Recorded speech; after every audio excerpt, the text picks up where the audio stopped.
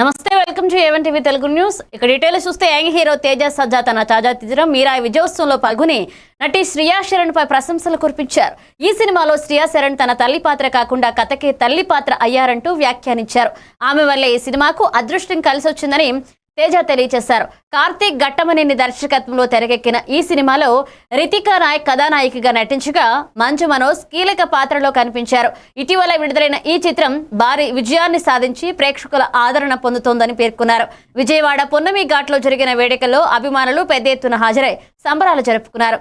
సహ నటీనటులు, సాంకేతిక నిపుణులు కృషి వల్లే ఈ విజయాన్ని సాధించామంటూ తేజ సజ్జా సంతోషం వ్యక్తం చేశారు. నా ఒక్కడిది కాదండి, ఈ సినిమా సక్సెస్ కార్తిక్ ఘట్టమనేనిది, ఈ సినిమా సక్సెస్ విశ్వప్రసాద్ గారిది, ఈ సినిమా సక్సెస్ మంచు మనోజ్ గారిది, ఈ సినిమా సక్సెస్ శ్రియా గారిది, ఈ సినిమా సక్సెస్ రితికాది. ఇదిగో ఇక్కడ నుంచి ఉన్నారు చూడండి, మిడ్ నైట్ వారియర్స్, ఒక్కరు కూడా నిద్రపోకుండా చేస్తున్న వీలిది, ముందు రోలో ఉన్న మా డిస్ట్రిబ్యూటర్స్ ది, ఎగ్జిబిటర్స్ ది, మమ్మల్ని ఆశీర్వదిస్తున్న ఆడియన్స్ ది, పర్టికులర్లీ తెలుగు ఫిల్మ్ ఇండస్ట్రీది ఈ సినిమా సక్సెస్ అండి. ఇది నాది కాదండి. మనకి నేను నిజంగా హృదయపూర్వకంగా, నేను నిజంగా ఫుల్ హార్ట్ తో బిలీవ్ చేసి చెప్తున్నాను. నేను ఎప్పుడు బిలీవ్ చేసే విషయం, యూనివర్స్ సపోర్ట్ చేస్తే గానీ మనం ముందుకెళ్ళలేమని బిలీవ్ చేసేవాడిని. నా వంతు ప్రయత్నం నేను చేశాను. నాకు అవకాశం ఇవ్వటమే దేవుడు నాకు ఇచ్చిన గొప్ప వరం. అవకాశం ఇచ్చారు. అవకాశం ఇచ్చిన తర్వాత దాన్ని నిలబెట్టుకోవడానికి ఎంత దూరమైన వెళ్తాండి.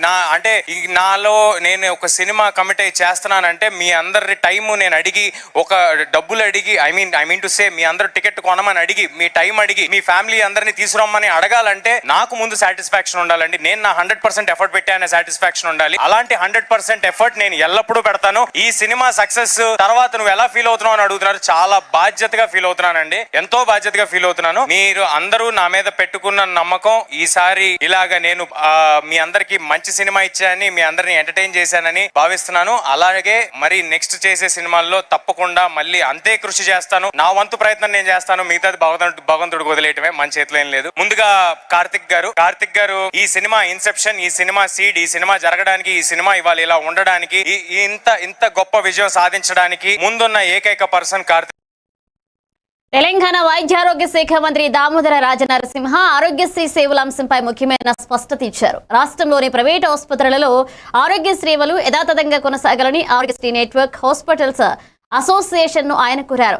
గత 9.5 జరిగిన సమ్మెను ఇప్పుడు ఎందుకు చేయాల్సి వస్తుందని ప్రశ్నిస్తూ గత ప్రభుత్వంలో నెలకు 50 కోట్లు కూడా విడుదల కాలేదని గుర్తు చేశారు. కానీ తాము నెలకు 100 కోట్లు విడుదల చేసేందుకు అంగీకరించామని తెలిపారు.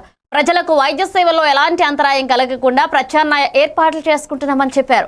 ఆరోగ్యశ్రీ వంటి కీలక పథకంలో ఆటంకం కలగకుండా చూడడం ప్రభుత్వ బాధ్యత అని ఆయన హామీ ఇచ్చారు.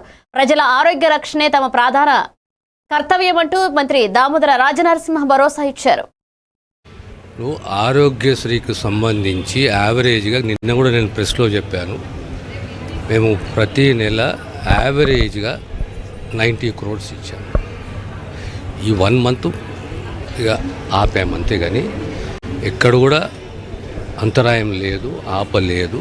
మళ్ళీ మొన్న కూడా మేము కమిట్ చేశాము, దీన్ని పెంచుతాము, 100 కోట్లు నెలకు ఇస్తాము, రాబోయే 10 నెలలు ఇస్తే ఆల్మోస్ట్ 80% కవర్ అవుతుంది అని కూడా చెప్పాము. మొన్ననే 100 కోట్లు రిలీజ్ చేశాము, మండే నాడే రిలీజ్ చేశాము. మేమేమంటాము అంటే మా కమిట్మెంట్ మాకున్నది, మీరే కానీ మేమే కానీ అందరూ కలిసి ఈ వైద్య సేవలు ప్రజలకు అందించాలనే బాధ్యత ఉన్నది.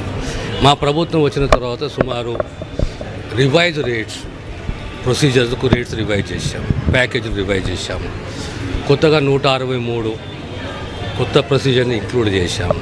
సుమారు 487 కోట్ల రూపాయల భారం పెరిగింది ఈ రేట్ల వల్ల. 1385 ప్రొసీజర్స్ ఉన్నాయి ఈరోజు. మా అపీల్ ఏంటి అంటే, we are part of the society with responsibility, we are serving the people. గవర్నమెంటే కానీ ప్రైవేటే కానీ మీరందరూ కూడా మీ గత 2014 నుంచి తీసుకోండి, రికార్డు తీసుకోండి, మీరు గవర్నమెంట్ రికార్డు తీసుకోండి, 2023 డిసెంబర్ తర్వాత తీసుకోండి. ప్రొసీజర్సే కానీ, రేట్సే కానీ, రివిజనే కానీ, పేమెంట్సే కానీ మళ్ళీ చెప్పాము, ఆల్రెడీ మేము చర్చించాము. నటి మంచు లక్ష్మి పల్నాడు జిల్లాలో విద్యారంగ అభివృద్ధికి మరొక అడుగు వేశారు. మొత్తం 10 ప్రభుత్వ పాఠశాలలో స్మార్ట్ తరగతి గదులను ఏర్పాటు చేసినట్లుగా ఆమె ప్రకటించారు. అమరావతి మండలం ధరణికోట గ్రామంలోని మండల పరిషత్ ప్రాథమిక పాఠశాలలో ఈ డిజిటల్ స్మార్ట్ తరగతులను పేగా సిస్టమ్స్ ఇండియా ప్రతినిధి డాక్టర్ ధరణికోట సుయోధన్ పేదకూరపాడు ఎమ్మెల్యే భాష్యం ప్రవీణ్తో కలిసి ఆమె ప్రారంభించారు. ఈ సందర్భంగా విద్యార్థులకు ఆధునిక విద్యా అవకాశాలను మరింత చేరువ చేస్తుందని తెలియజేశారు. టీచ్ ఫర్ చేంజ్ స్థాపించినప్పటి నుంచి ఆంధ్ర, తెలంగాణ, తమిళనాడు, కర్ణాటక రాష్ట్రాల్లో ఈ విద్యా కార్యక్రమాలను అమలు చేయడం ఆనందంగా ఉందన్నారు మంచులక్ష్మి. ఆధునిక సాంకేతికతతో విద్యా ప్రమాణాలు పెరగడం ద్వారా పేద విద్యార్థులు కూడా సమాన అవకాశాలు పొందుతారని ఆమె విశ్వాసం వ్యక్తం చేశారు.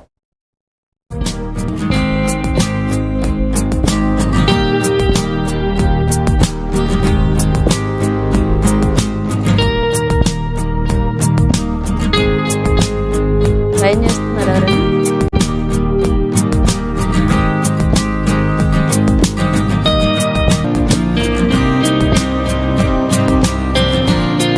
యాభై సంవత్సరాల నుంచి మీరు ఆప్యాయంగా, అభిమానంగా మమ్మల్ని ఈ సినిమా ఇండస్ట్రీలోనే ప్రేమిస్తూ ఇంత దూరం తీసుకొచ్చారు. మాకు మీరు ఇచ్చిన ప్రేమ నేను నాకు తోచినంత రూపంలో నా పిల్లలకి చూపించాలని అనుకుంటున్నాను. సో మీ దీవెనలు ఎప్పుడూ ఉండాలి మాకు, మీ ఆశీస్సులు ఎప్పుడూ ఉండాలి మాకు. మేము ముందున్నామంటే ఈ జనబలంతో మేము ముందున్నాం, లేకపోతే మేము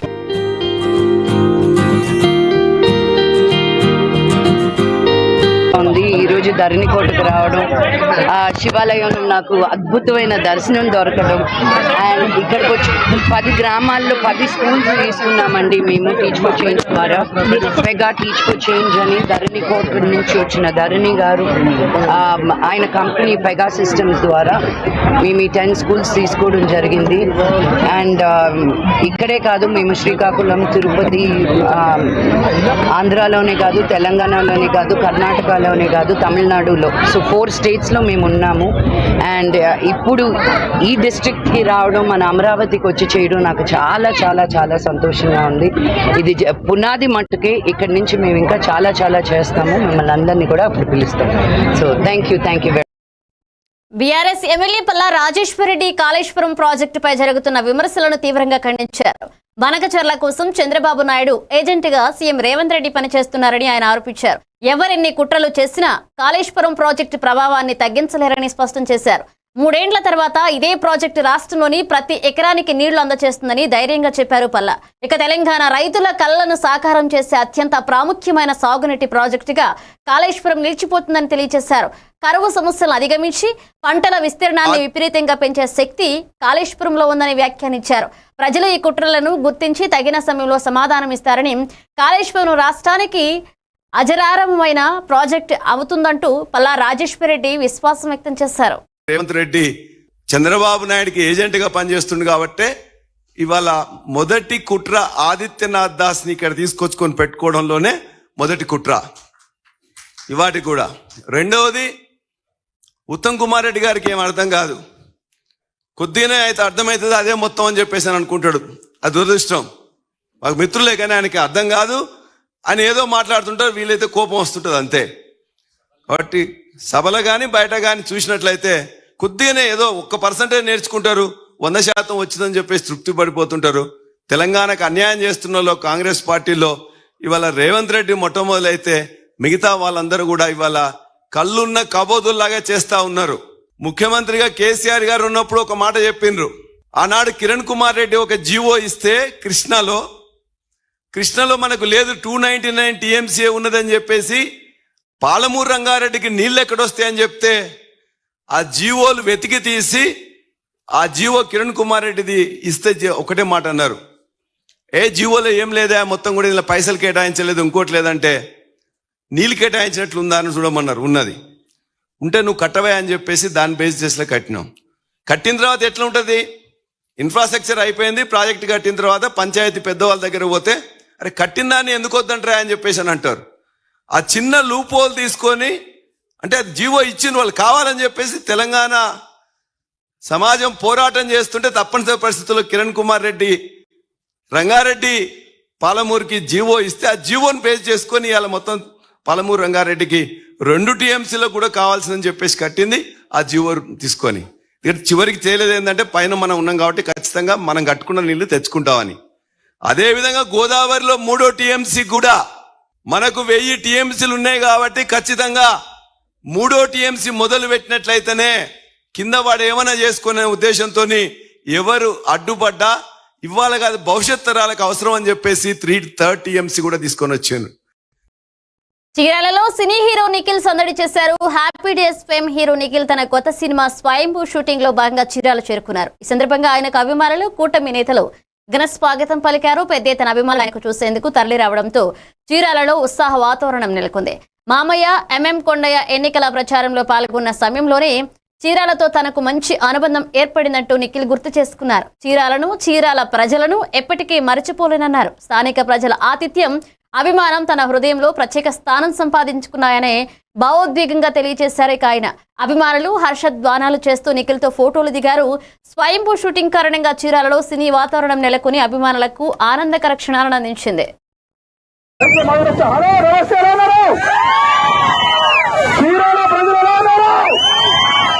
నేను ఈరోజు వచ్చింది జస్ట్ మిమ్మల్ని కలవడానికే కాదు, ఈ రోజు మా సినిమా స్వయంభూ షూటింగ్ ఇక్కడ చేద్దామని వచ్చాము. మా మొత్తం క్రూ తీసుకొచ్చాము.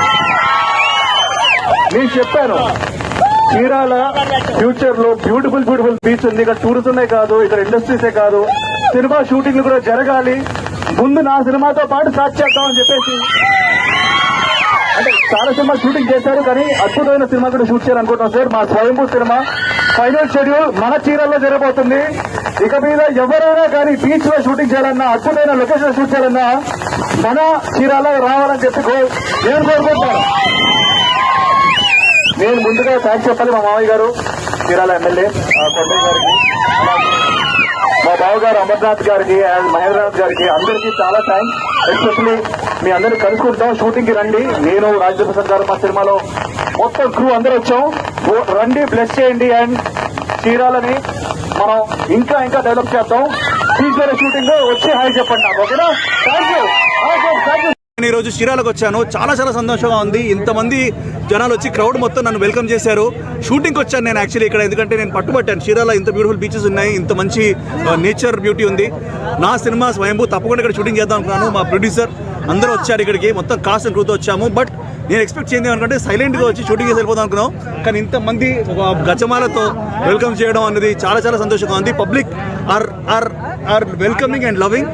మనం వాళ్ళందరినీ కలుసుకొని చాలా సంతోషంగా ఉంది. So thank you Chirala, thank you for everybody supporting. అరే మాజీ మంత్రి ఎమ్మెల్యే గంగుల కమలాకర్ కాళేశ్వరం ప్రాజెక్టు ప్రాముఖ్యతను ప్రత్యేకంగా గుర్తు చేశారు. సమైక్య పాలనలో దుర్భరంగా ఉన్న రైతుల పరిస్థితి తెలంగాణలో ఎవరూ మరిచిపోలేరని అన్నారు.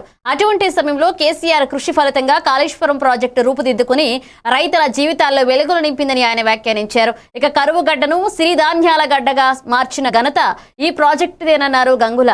పంటల సాగు విస్తీర్ణం పెరగడంతో రైతులు నిస్సంకోచంగా పంటలు పండించే స్థాయికి చేరారని పేర్కొన్నారు. సాగునీరు సమృద్ధిగా అందడం వల్ల తెలంగాణ ఆర్థిక వ్యవస్థలో వ్యవసాయం మళ్లీ ప్రధాన బలంగా మారిందని తెలియజేశారు. కాళేశ్వరం ప్రాజెక్టు కేవలం ఇంజనీరింగ్ అద్భుతం మాత్రమే కాదు, కోట్లాది రైతుల కలలను సాకారం చేసిన చారిత్రాత్మక ఆభరణమని గంగుల కమలాకర్ విశ్లేషించారు. జిల్లాలో మా ఊరు వెలగటూరు మండలం పైడిపల్లి గ్రామం. మా ఊరు పైడిపల్లి గ్రామము. ఆ ఊరు పైడిపల్లికి 1 కిలోమీటర్ దూరంలో గోదావరి ప్రవహిస్తుంది. 1 కిలోమీటర్ దూరంలో ఆ గోదావరి ప్రవాహంకు మా ఊరుకు మధ్యన ఒక కొండ ఉంటుంది. రాత్రి 12:30 తర్వాత మేము ఊరంతా ప్రశాంతంగా ఉన్నప్పుడు గోదావరి సప్పులు వినబడుతుండే, గోదావరి ప్రవహించే సప్పులు వినబడుతుండే మాకు. మా ఊరికి 1 కిలోమీటర్ దూరం ఉంటుండే కానీ ఏ రోజు కూడా మా ఊరు దగ్గర గోదావరి ఆగలే. మా ఊరు దగ్గర కాదు, పోచంపాడు నుంచి ధవళేశ్వరం దగ్గర ఎక్కడా మనకు గోదావరి ఆగలే. చెవులకు వినబడుతుండే కానీ ఏ రోజు కూడా మాకు ఒక్క బొట్టు కూడా అందించే పరిస్థితి లేకుండే. మరి మా ఊరికి ఎక్కడి నుంచి రావాలంటే శ్రీరామ్ సాగర్ ప్రాజెక్టు నుంచి D83 కెనాల్ ద్వారా మాత్రమే మా ఊరికి రావాలి. అది ఒకటే పంట. రాత్రి 10 తర్వాత మా ఇండ్లకి వెళ్ళి అందరూ గుదుపలు పట్టుకుని పోదురు, కట్టారు. ఎటు పోతున్నారు నాన్న అంటే మన ఊరు నీళ్లు పక్క మలుపుకోతున్నారని చెప్పేసి పొద్దున వచ్చే వారికి అందరికి తలకాయ పుర్రలు పలుకొట్టుకుని వద్దురు. మా కళ్ళ ముందు చూద్దాం, మన ఊరు వాళ్ళు తీసుకుపోతారా, వాళ్ళ ఊరు నీళ్లు మన నీళ్లు అని చెప్పేసి ఆ ఒక్క పంటకు వచ్చే D83 టైలెంట్ వాటర్ కూడా కొట్టుకొని తలకాయలు వాళ్ళు కొడితే 2 గ్రామాలు కూడా ఒక్క పంట కూడా పండని పరిస్థితి నా కళ్ళ ముందు చూసాం. మేము మా భూములన్నీ కూడా బీడు భూములుగా మార్చుకున్నాం. మా భూములు కూడా బీడు భూములుగా మారిపోయింది. తెలంగాణ వస్తుందో రాదో ఈ నీళ్ళు ఆగుతలేని పరిస్థితి నుంచి ఈరోజు గొప్పగా మా కళ్ళ ముందే ఈరోజు నీళ్లు. మా జయశెట్టి గారు ఒక తప్పు చెప్పారు. మొదటి నీళ్లు మాకే వచ్చినాయి కాదు, మొదటి నీళ్లు మాకు వచ్చినాయి. ఫస్ట్ ఎల్లంపల్లిలో మేడిగడ్డలో నీళ్లు ఎత్తేసి సుందిళ్ళకి వస్తాయి. అన్నారం నుంచి ఎల్లంపల్లి ఎక్కడ నీళ్లు బయట తుమ్లకు పోవు. భువనగిరి ఎంపీ చామల కిరణ్ కుమార్ రెడ్డి విలీన దినోత్సవం అంశంపై బీఆర్ఎస్ వర్కింగ్ ప్రెసిడెంట్ కేటీఆర్ ను తీవ్రంగా విమర్శించారు. కాంగ్రెస్ పార్టీ దశాబ్దాలుగా విలీన దినోత్సవాన్ని ఘనంగా నిర్వహిస్తుందని, ప్రజల త్యాగాలను గుర్తు చేస్తుందని ఆయన అన్నారు. అయితే అలాంటి చారిత్రాత్మక దినోత్సవాన్ని కూడా కేటీఆర్ రాజకీయ రంగంలోకి లాగుతూ అసత్య ప్రచారం చేస్తున్నారని విమర్శించారు. ప్రజలు బాగా అవగాహన కలిగిన వారని, చరిత్రను వక్రీకరించే ప్రయత్నాలు ఎప్పటికీ ఫలించవని హెచ్చరించారు. కాంగ్రెస్ పార్టీ ప్రజలతో ఉన్న అనుబంధం వల్ల ఇలాంటి కార్యక్రమాలను ఆత్మీయంగా నిర్వహిస్తుందని తెలిపారు. విలీనాన్ని దినోత్సవాన్ని రాజకీయ లాభాల కోసం వాడుకునే ప్రయత్నం అప్రజాస్వామికమని, బీఆర్ఎస్ నాయకత్వం ఈ తప్పుదారి ఆలోచనల నుంచి వెనక్కి తగ్గాలని కిరణ్ కుమార్ రెడ్డి డిమాండ్ చేశారు.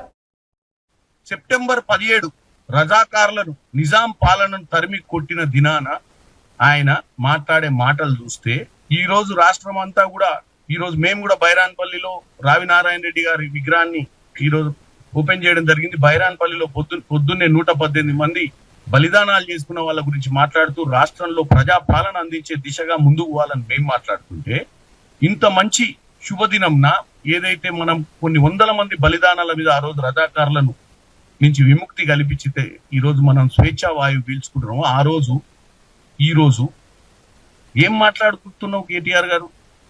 ఏం ప్రచారం చేయదలుచుకున్నావు ఈ రోజు చెప్పు నువ్వు? 8 మంది ఎంపీలు క్రాస్ ఓటింగ్ అయిందని చెప్తున్నావు వేగ్గా.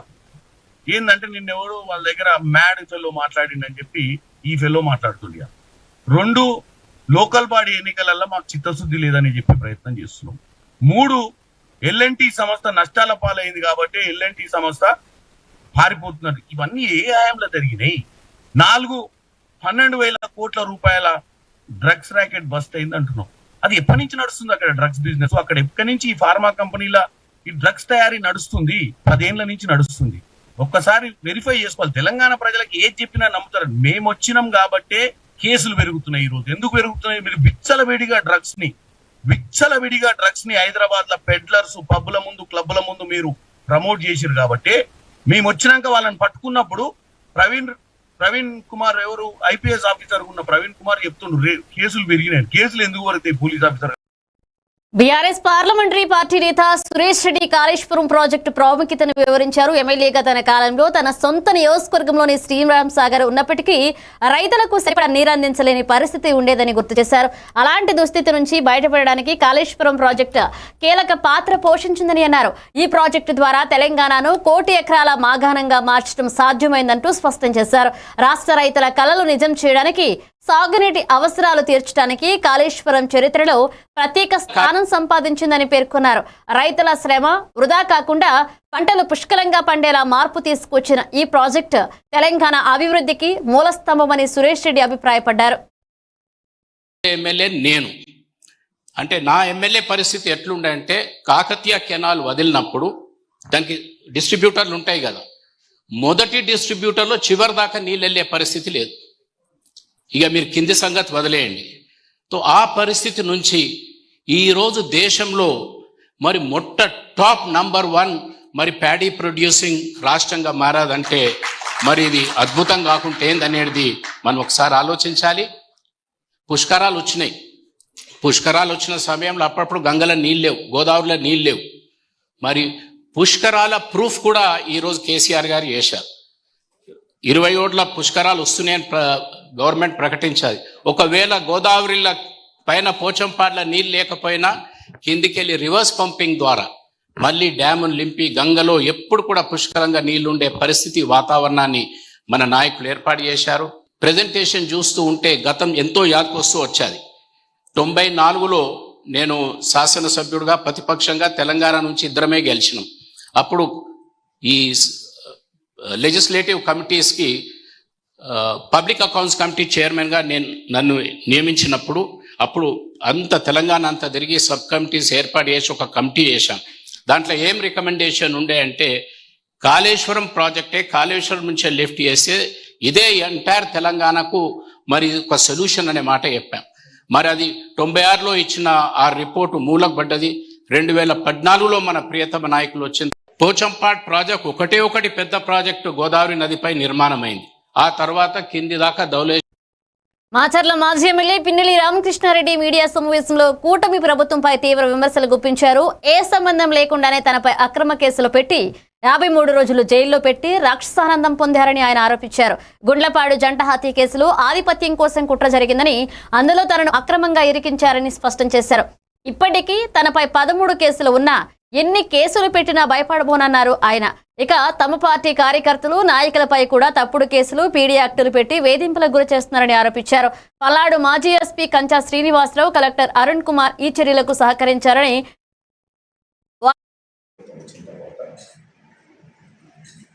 ముఖ్యంగా మాచర్ల నియోజకవర్గానికి సంబంధించి ఇక్కడ జరుగుతున్న అరాచకాలు కానివ్వండి, జరిగిన సంఘటనలన్నీ కూడా మీ ద్వారా ప్రజల దృష్టికి తీసుకెళ్ళాలి. మీ ద్వారా పై అధికారుల దృష్టికి కూడా తీసుకుపోవాలనే ఆలోచనతో ఈరోజు ప్రత్యేకంగా కూడా ఈ ప్రెస్ మీట్ ఏర్పాటు చేయడం జరిగింది.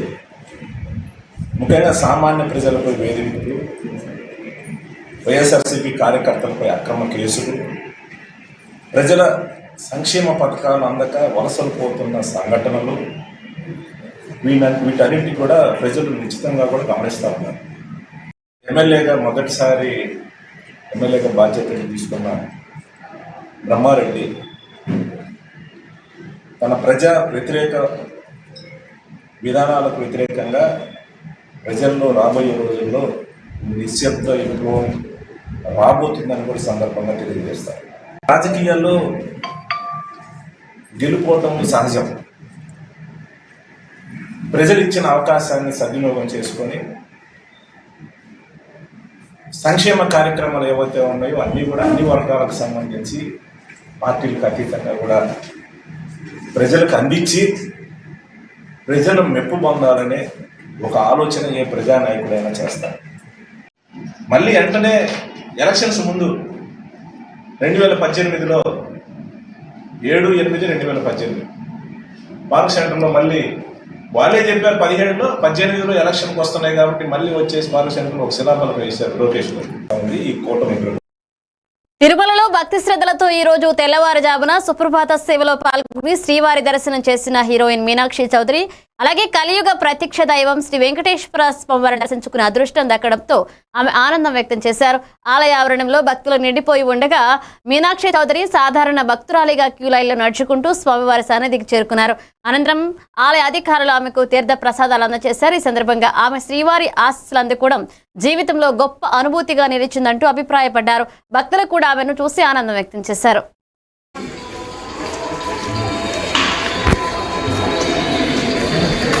Just 2 minutes.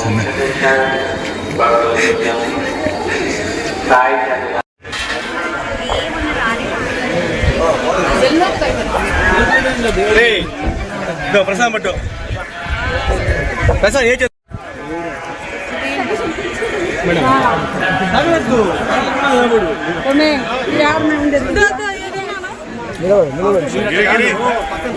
నిలబడుకో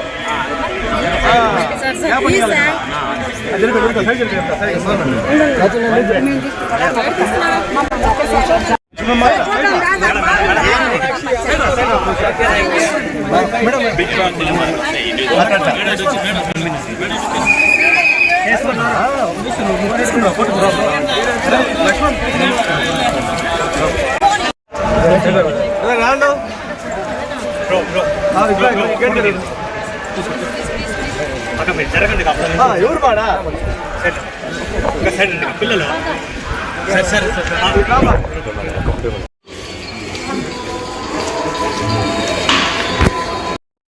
ఇవి బులెటిన్ అప్డేట్స్. కీప్ వాచింగ్ అవన్ టీవీ తెలుగు న్యూస్.